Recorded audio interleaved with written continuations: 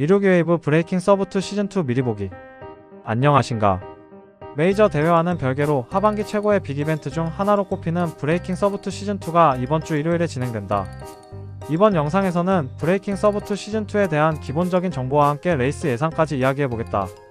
어디까지나 개인적인 생각일 뿐이니 가볍게 봐주길 바란다. 자, 그럼 시작해보겠다. 1.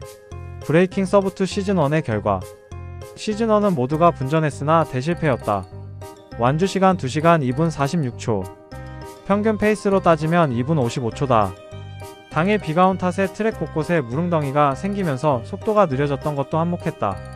하지만 다른 모든 조건이 완벽했더라도 실패했을 것이다.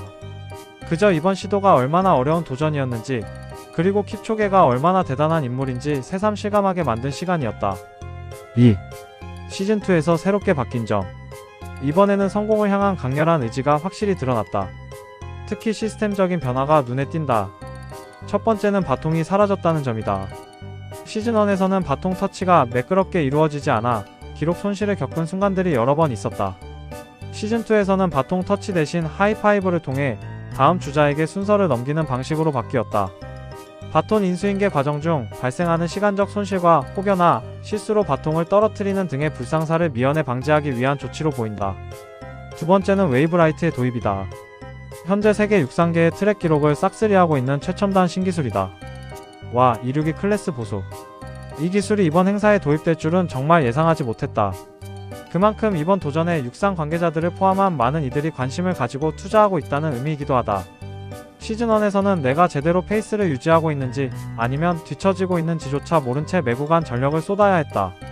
하지만 이번에는 웨이브라이트를 보며 뛸 수 있기 때문에 심리적으로 훨씬 안정적인 레이스가 가능해 보인다.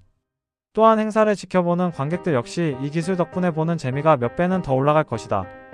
세 번째는 국내 정상급 엘리트 선수들이 페이싱을 맡는다는 점이다. 호호롱의 박민호, 이정국 그리고 영천시청의 박재우, 최재경이 참가해 선수들 앞에서 페이스를 이끌 예정이다. 엘리트 선수들이 앞에서 페이스를 잡아주고 바람까지 막아주면 분명 큰 도움이 될 것이다. 현장 직관러들은 국내 최고 수준의 엘리트 선수들이 실제로 레이스를 운영하는 모습을 눈앞에서 보게 된다. 엘리트 선수들의 자세와 마스터즈 정상급 선수들의 자세를 비교해 볼 수 있는 흔치 않은 기회이다. 마지막으로는 예비 선수의 도입이다. 시즌1에서는 14명의 선수만 투입됐지만 시즌2에서는 기존 14명에 더해 2명의 예비 선수를 선발했다. 아마도 부상이나 컨디션 이슈에 대응하기 위한 목적으로 보인다. 이번 레이스에 참가하는 모든 멤버들의 마음속에는 절대 내가 폭탄이 되어서는 안 된다라는 생각이 깊게 자리 잡고 있을 것이다. 어쩌면 이 마음가짐은 도전의 성패보다도 더 중요한 요소일지도 모른다. 이러한 상황에서 예비 선수를 모집한 결정은 심리적 여유를 확보하고 혹시 모를 폭탄을 사전에 방지하는 효과까지 기대할 수 있는 현명한 선택으로 보인다. 3. 시즌2 선수 분석. 시즌2 선수는 상수, 변수, 미지수로 구분해 정리해보았다. 상수는 기복 없이 꾸준히 잘 뛰며 팀의 승리에 확실하게 보탬이 되는 선수들이다. 이들은 기본적으로 어느 순서에 배치해도 1인분을 거뜬히 해내는 주자들로 최소 5초씩은 벌어다 줄 것으로 예상된다. 상수 1. 로버트 허드슨. 가장 확실한 상수로 평가받는다. 시즌1 때도 가볍게 250 언더를 달성했고 마지막 레이스에서는 1200m를 뛰어 피날레를 장식하기도 했다. 올해는 각종 PB를 세우고 있으며 작년보다 몸 상태가 더 좋을 것으로 예상된다. 상수 2. 김덕하. 이 종목의 최고 존엄으로 평가받는 러너다.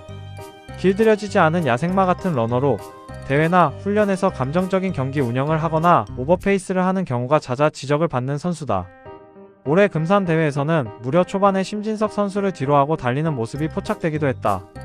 하지만 그는 마치 이 게임을 위해 지금까지 기다려온 것처럼 시즌1에서 눈부신 활약을 펼쳤다. 허드슨의 버금가는 아니 그 이상이라는 평가가 나올 정도였다. 마치 발목에 스프링을 단 듯한 탄력적인 주법을 구사하는 러너다. 실제로 다른 주자들과 비교해보면 탄력 자체가 차원이 다르다. 다만 올 하반기에는 무릎 부상에 시달렸다고 한다. 시즌1 때와 비교해 어떤 퍼포먼스를 보여줄지 궁금하다. 상수 3. 김민욱. 상대적으로 이름이 덜 알려진 선수였으나 시즌1에서 김덕하 다음으로 뛰어난 활약을 보여준 선수다. 스피드 원툴인 줄 알았으나 올해 JTBC 마라톤 풀코스에서 228을 기록하며 전국구 러너로 거듭났다. 스피드뿐만 아니라 지구력까지 보강했기 때문에 시즌2에서는 더 임팩트 있는 모습을 보여줄 가능성이 크다. 하지만 아쉽게도 그는 얼마 전 부상을 당했다고 한다. 그의 대회 출전 여부는 불투명하지만 만약 그가 빠진다면 팀에게는 상당한 악재가 될 수밖에 없다. 상수사 감진규 시즌2에 새로 합류하게 된 인물이다. 현재 경남권 최고의 스피드 러너로 평가받는다. 26기 웨이브에서 진행한 두 번의 합동훈련에서도 눈에 띄는 실력을 보여줬다. SSU 잠수부 출신이며 현재는 소방관으로 근무하고 있다. 시즌2에 새로 투입된 선수들 가운데서 가장 뛰어난 선수로 보여진다. 상수호 원영석 이 행사를 기획한 호스트인 만큼 이번 시즌에서도 강한 면모를 보여줄 것으로 예상된다. 스피드에서는 타의 추종을 불허하는 강자다. 과거 무명 시절에도 정석근 사단의 쟁쟁한 고수들과 맞붙었을 때 스피드에서는 늘 압도적인 모습을 보였다. 김덕하 선수와 마찬가지로 탄력이 굉장히 좋은 선수다. 올 하반기에는 꿈의 2구를 돌파하며 최고의 시즌을 보내고 있다. 하반기 한국인 순수 마스터즈 기준으로는 가장 뛰어난 기록을 갖고 있다. 변수는 1km를 3번 뛴 기록의 평균값이 250 언더의 간당간당한 러너들이다. 전국적으로 이름을 떨친 고수들이긴 하지만 객관적인 전력에 앞서 언급한 상수그룹에 비해서는 부족하다는 평가를 받는다. 당의 컨디션이 좋다면 이들도 상수 이상의 기량을 보여줄 수 있지만 폭탄이 될 가능성이 존재한다는 점에서 변수로 분류했다. 변수 1. 김진명 비선출로 고등학교 시절 마라톤에 입문해 33분대를 뛴 재능러다. 긴 다리에 작은 두상을 가진 인물로 장거리 달리기에 최적화된 신체 조건을 갖춘 것으로 알려져 있다. 20대 중반의 젊은 러너로 향후 마스터즈판을 이끌어갈 제목으로 평가받고 있다. 다만 아쉬운 점은 레이스에서 야수성이 조금 부족해 보인다는 것이다.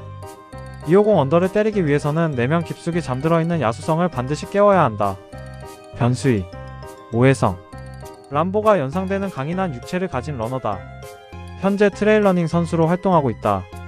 25세의 매우 젊은 러너임에도 채식을 하는 등 자기 관리에 진심인 모습을 보여 주변을 놀라게 했다.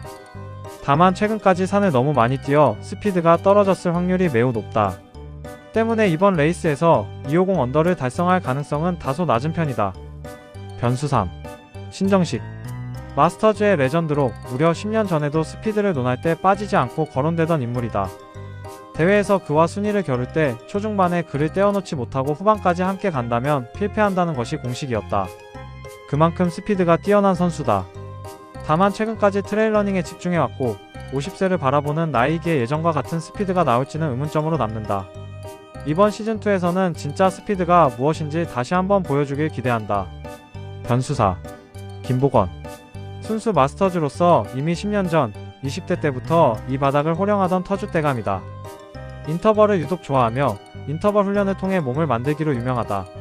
예전부터 심폐지구력에 비해 절대 스피드는 다소 부족하다는 평이 있었다. 이번 JTBC 마라톤 이후 멘탈적으로 상당한 데미지를 받은 듯 보인다. 속상한 마음에 술을 좀 마셨고 감기 몸살까지 온 상태라고 한다.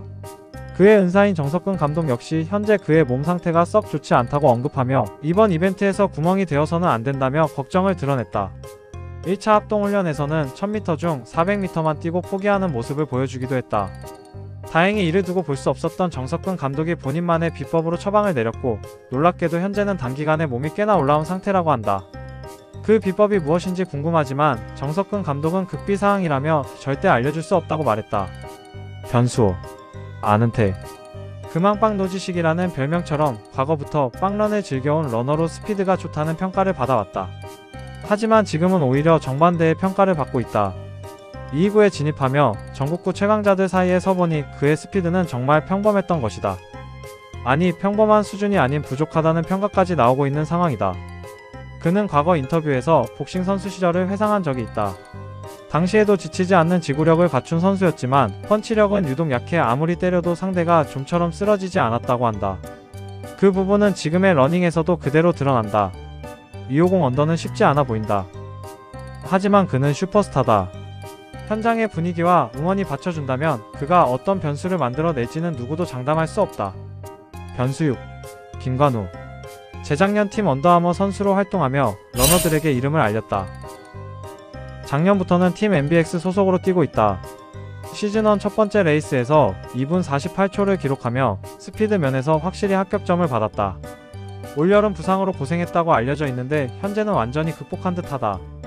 러닝에 진심이며 정신력이 뛰어난 러너로 정평이 나있다. 이번 릴레이에서도 자신의 존재감을 다시 한번 증명해낼지 기대되는 선수다. 변수 7. 오요한.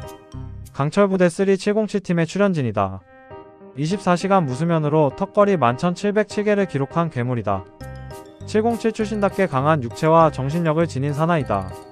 잘생긴 외모와 조각같은 몸 덕분에 시즌1의 김승우 선수와 유사한 포지션으로 평가된다.